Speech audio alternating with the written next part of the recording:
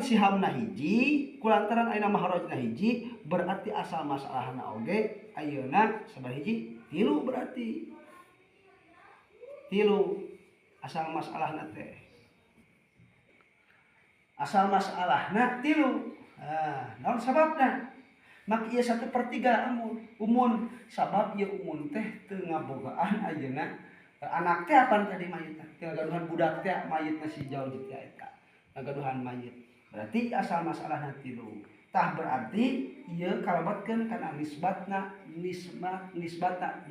tamasul naon nisbat tamasul teh nisbat anu akur luhurna ieu sihamna 3 bagian sihamna 3 teh tah ieu oge ayeuna 3 berarti beres ieu mah alus sahih gitu. Jadi dina bab ayeuna munasahah naon ngaranna teh lah ngan sakieu-kieu nah gitu. Tah berarti kieu can lah berarti